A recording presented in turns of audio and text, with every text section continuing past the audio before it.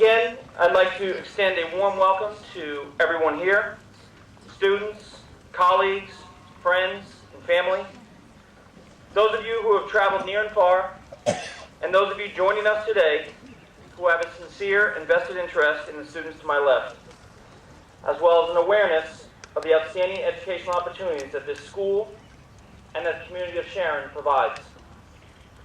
We'll hear from Dr. Dunham and Mr. Allen later, but at this time, it is my privilege to welcome to the podium Cate Horan, President of the Class of 2011.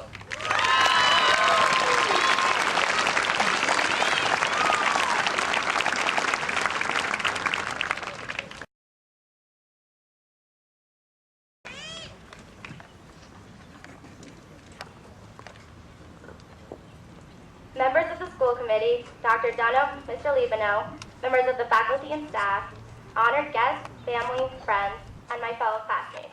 Good afternoon. For the past few weeks, my fellow classmates and I have been hearing a lot about apathy.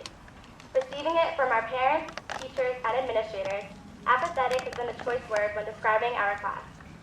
It followed us into classrooms where teachers lectured about the dangers of senioritis, and even led our administrators to call a full-scale meeting demanding that our recent trend of behavior be reversed. But for all of their attempts to change our conduct, what the adults in our lives have failed to recognize is that it is not apathy at all, but rather energy that has at last infiltrated our class. This energy is not totally new to our grade. It has crept in after controversial articles in the student-run Talent led to heated conversations regarding the school and our place in it. It's permeated the school during Halloween, when it seems we have the unwritten permission to go a little wild for a day. And it has certainly entered the numerous debates between the administration and our class over monumental changes in the school. But never has energy made such a vibrant impact as this past year, and especially these past few weeks. It's during this time that our energy has presented itself in many different forms. Cuts in the fence at the senior lot, non-school affiliated water fights, random blockades in the hallways, and spur-of-the-moment chants. These are the times where our grade has shined. The direct cause of this energy, however, is unclear. Perhaps it is simply the common excuse that we are restless and ready to leave. Or maybe our acts of protest have a deeper meaning. It may be that they have been carefully planned to reflect the activism spreading across the world. But the most likely explanation is that this energy is a result of the sole desire to actually have fun with one another for the short time we have left. And despite the criticism, I would say we've managed to do so. For each of us, fun had a different meaning. For my AP Euro class, fun was the opportunity to go on a field trip this year as seniors. For many, fun was going off to a study group and suspiciously coming back after only 45 minutes. Fun for some meant playing on a sports team, while for others it meant piquing their curiosity through academia. For all of us, fun was the weekend, when we were finally able to relax and spend time doing the things we wanted to do. However divided we were in school, we all shared a strong passion for fun.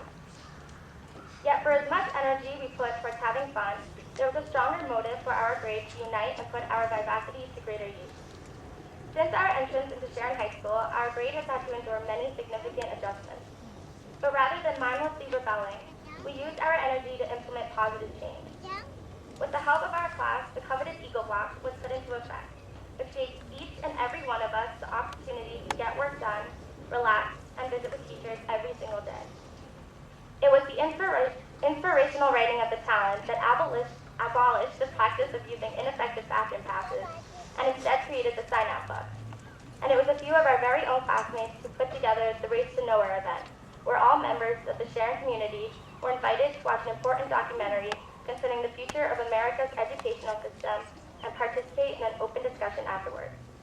These changes considerably altered our school for the better by increasing communication between the students and faculty and showing that there was mutual respect for both groups.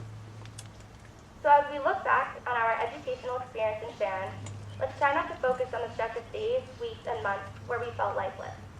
No, remember the positives, the times when our energy really came alive, like the classes where we'd all excitedly begin discussing the current education system or government conspiracies with a teacher from the history department, or giving the theater company a deserving standing ovation after watching their festival performance and lending our support as they competed their way to finals in Boston.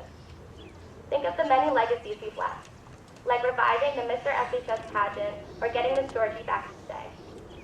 Remember pride of being mislabeled Sharon High School's most apathetic class ever, because we all know that couldn't be more untrue. But most importantly, remain the motivated rebels we are. Continue to change negatives to positives and have fun doing it. Because, in the words of our good friend Wiz Khalifa, that's how it's supposed to be, living young and wild and free. Congratulations, Sharon High School, class of 2011.